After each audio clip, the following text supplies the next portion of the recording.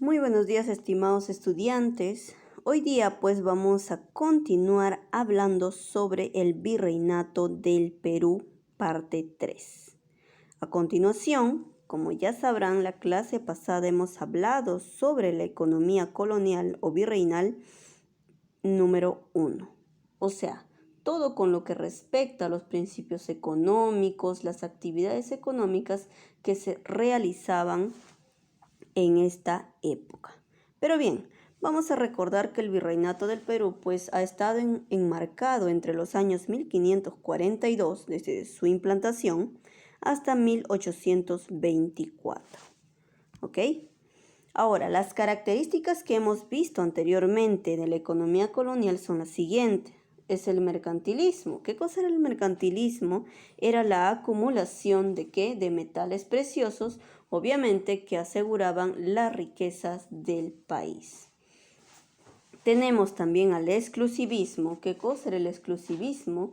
Pues bien, solamente España podía, ¿qué cosa? Podía comerciar con las colonias. Teníamos por otro lado al intervencionismo. ¿Qué quería decir esto? Que la corona obviamente intervenía, España, quien era el reino, intervenía en las colonias prohibiendo ¿qué cosa? La elaboración de productos que compitan con la de los españoles, ¿ok? Entonces, esas eran las características de la economía colonial o como llamaríamos principios económicos, principalmente ellos. Ahora, veamos qué es lo que sucedía en la agricultura y la ganadería dentro de la etapa colonial. Para los españoles, pues, fue de gran preocupación poseer tierras muy extensas en el territorio que ya habían ocupado, que habían invadido, que habían conquistado, así como ellos lo llamaban, para así obtener ¿qué cosa? Mayores ventajas económicas y un mayor prestigio social. Ahora, esta distribución de tierras estaba dividida en las siguientes: en tierras realengas, grandes territorios, y obviamente las tierras que eran propiedad de ¿quién? Del indígena, o sea, del Inca. Bien, ahora, recordemos también, y hay que mencionarlo, que los españoles cuando invadieron nuestro territorio pues han traído consigo diferentes cambios y diferentes cosas también, como por ejemplo, si hablamos de agricultura y ganadería tenemos que mencionar qué es lo que ellos han introducido aquí. Han introducido en animales y en plantas diferentes cosas. Esta agricultura nueva va a ser de tipo extensiva y se van a introducir las siguientes plantas. Por ejemplo, tenemos al trigo, tenemos a la cebada, tenemos al arroz, tenemos a la vid, que es la uva, tenemos al olivo, tenemos a la caña de azúcar, tenemos a otros como son pues las plantas, las flores que adornan obviamente a una casa, a un jardín.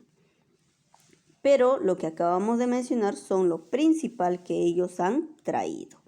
En animales, lo principal que ellos han traído, como veían pues grandes campos, buena tierra, han traído a los vacunos, a las vacas, a los ovinos, que son las ovejas, a los caballos o equinos, a los caprinos, que son las cabras, a los burros, que van a facilitar mucho a los indígenas para que, en pocas palabras, no estén cargando tanto peso, y también a los cerdos, ¿ok?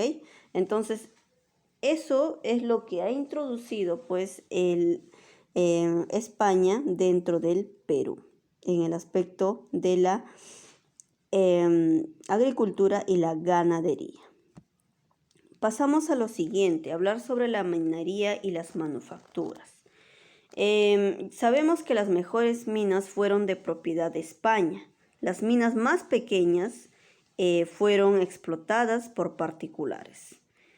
Los principales yacimientos mineros dentro del país van a ser Castrovirreina, va a ser Huancavelica, Cerro de Pasco, va a ser Cajabamba, va a ser Contumanza, Carabaya, Cayllama, Hualgayoc y Potosí, que ahora pues ya saben que es parte de Bolivia actualmente.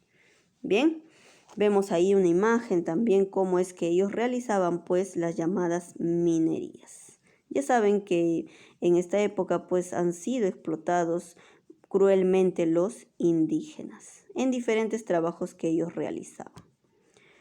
Pasamos a hablar sobre el sistema de tributación, o sea, ¿qué impuestos? Eso era lo principal que queríamos mencionar en esta segunda parte de la economía colonial. ¿Cuáles eran los impuestos que existían en este entonces? Porque tú sabes que los tributos eran la fuente principal de la economía colonial.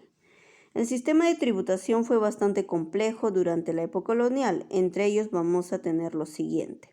Sabemos que el tributo era un impuesto principal obligado a los indios de 18 a 50 años. Ese era el tributo. Es un impuesto obligatorio para los indios o indígenas. Luego tenemos al impuesto del quinto real. Ese impuesto de quinto real es un impuesto minero. Las minas pues abonaban el 20% de impuesto ¿a quién? A la corona, o sea, al rey. Luego tenemos al diezmo. El diezmo pues era un impuesto el cual es un impuesto agrícola generado ¿para quién? Para la iglesia. Los fieles también pagaban impuestos a la iglesia en un 10% de la cantidad. Luego tenemos también a lo que es el almojarifazgo. Es un impuesto de aduana relacionado con la exportación e importación. ¿Ya? Luego tenemos también a la alcabala. ¿Qué cosa era la alcabala? Era un impuesto comercial. Un impuesto a la venta de inmuebles y muebles que también se tenía que pagar a la corona española. Luego tenemos un impuesto a la isla, o también llamado mojonazgo, sisa o mojonazgo, que es un cobro de impuesto municipal, obviamente, cobrado por los cabildos a de repente aquellos ambulantes de la época. Podemos mencionar otros impuestos más, como lo fueron, por ejemplo, la medianata, que afectaba pues los sueldos de los funcionarios, porque también ellos de ese sueldo tenían que sacar un poquito, ¿para qué? Para pagar su tributo. Luego tenemos también a otro impuesto que podemos mencionar, conocido como el cabezón, que se tributaba para qué? Todos los que por la propiedad rural no explotada, o sea, lo que no era producido también tenía que pagar. Tenemos otro como la avería, que servía pues para financiar la Armada del Sur que protegía los barcos comerciales. ¿Ok? Y así pues han habido impuestos importantísimos dentro de la colonia española, dentro de nuestro país. Cabe mencionar también que la nobleza aristocrática en esa época y el poder económico estaba de esta manera. En la cúspide teníamos a los nobles, luego teníamos a la clase media, luego al pueblo, luego teníamos a los indios y finalmente a los negros, porque tú sabes que los negros eran los esclavos. Ahora, las instituciones económicas que en ese entonces existían fueron la encomienda, la mita, el trabajo obligatorio, el llanaconaje, que es un trabajo servil. Ahora, las formas de explotación de mano de obra indígena, que eran pues entre